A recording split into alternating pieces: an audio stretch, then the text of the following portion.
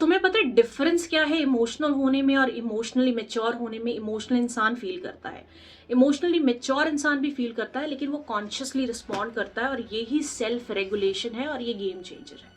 सनारियोज बताती हैं जो कि फेमिलियर लगेंगे। पार्टनर ने कुछ बोल दिया, तुम्हें गुस्से में जवाब दे दिया और फाइट हो गई। सास ने कुछ बोल दिया और तुम चुप करके रिसेंटमेंट बिल्ड हो गई।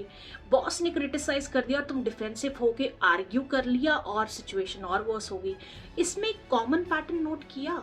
तुमने हर बार बिना सोचे ही अनकॉन्शियसली रिएक्ट कर दिया और उसका बाद में तुम्हें रिग्रेट हुआ। लेकिन यही प्रॉब्लम है, यही लैक ऑफ सेल्फ रेगुलेशन है।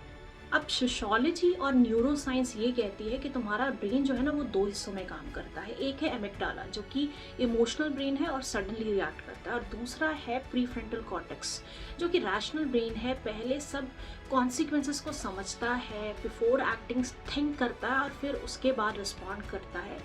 एंड प्रॉब्लम पता क्या है कि जो हमारा एमिग्डाला है ना वो बहुत फास्ट है, एकदम से मिली सेकेंड्स में रिएक्ट करता है, लेकिन जो तुम्हारा रैशनल ब्रेन है उसको एक्टिवेट होने के लिए टाइम चाहिए, और जब तुम पॉज कर लेती हो तो तब उसको एक्टिवेट होने का टाइम मिल जाता है, और यही है सेल्फ रेगुलेशन का न्यूरोसाइंस। अब एक रियल टूल देती हूँ, ध्यान से इस फॉर्मूला को समझो। स्टेप 1, सबसे पहले अपनी इमोशन को फील करो, एक्नॉलेज करो। इमोशन को डिनाई मत करो। गुस्सा आ रहा है तो उसको रिकॉग्नाइज करो। अगर एंशियस फील कर रहे हो तो उसको एक्नॉलेज करो, और अगर आप हर्ट फील कर रहे हो तो उसको एक्सेप्ट करो। उस इमोशन को आपको सप्रेस नहीं करना है। लेकिन step 2, you have to pause before reacting. आपको 10 सेकेंड्स का पॉज लेना है, या फिर उस रूम से चले जाना है, या फिर have a glass of water and process your emotion as step 3। समझिए कि आपको ऐसा क्यों फील हो रहा है, क्या कारण है जिसकी वजह से आपको ट्रिगर्ड फील हो रहा है, या फिर अगर मैं इस सिचुएशन में रिएक्ट करूंगी तो उसके कॉन्सिक्वेंसेस क्या हो सकते हैं। एंड फिर स्टेप 4 में रिस्पॉन्ड कीजिए विद कॉन्शियस चॉइस। एंड आप देखेंगे कि सेम इमोशन सेम सिचुएशन, लेकिन आपका जो रिस्पॉन्स है ना वो बिल्कुल कंप्लीटली डिफरेंट होगा, and that will completely change the perception also. अब सिंपल सा ना एक एग्जांपल देती हूँ जिससे तुम कोरिलेट कर पाओगी। तुम्हारी सास ने किसी गेस्ट के सामने तुम्हारी कुकिंग को क्रिटिसाइज कर दिया। अगर तुम सेल्फ रेगुलेशन के बगैर रिएक्ट करती तो तुम ह्यूमिलेटेड फील करती, या फिर तुम्हें गुस्सा आ जाता और तुम रूडली जवाब दे देती, या फिर रोने लग पड़ती, एंड रिजल्ट फैमिली ड्रामा।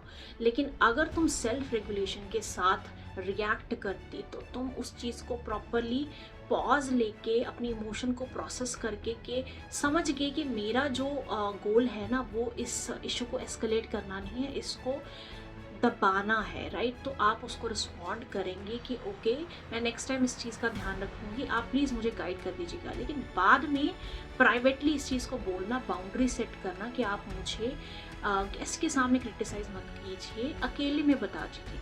अब देखिए सेम इमोशन है, सेम हर्ट है, लेकिन रिएक्शन कंप्लीटली डिफरेंट है, जिसकी वजह से आप पहली सिचुएशन में तो इमोशनल लग रही थी, लेकिन सेकंड सिचुएशन में आप इमोशनली इंटेलिजेंट लग रही हैं, और वो सही डिसीजन है। अब याद रखो कि सेल्फ रेगुलेशन जो है ना वो सेल्फ मास्टरी का सेकंड पिलर है, और पहली वीडियो में हमने बात करी थी सेल्फ अवेयरनेस के बारे में, और आने वाली वीडियोस में हम बात करेंगे सेल्फ कंपैशन की और सेल्फ डायरेक्शन की। तो अगर आप रियल ट्रांसफॉर्मेशन चाहती हैं तो आपको इन चारों पिलर्स के ऊपर काम करना पड़ेगा। तो आप जल्दी से मेरे चैनल को सब्सक्राइब कर लीजिए। मैं हूँ doctor Komaldeep, behaviour expert and sociologist, और मैं इस जर्नी में आपको हेल्प करूँगी। रिमेंबर दैट आप अकेली नहीं हैं, आपके साथ मैं हूँ।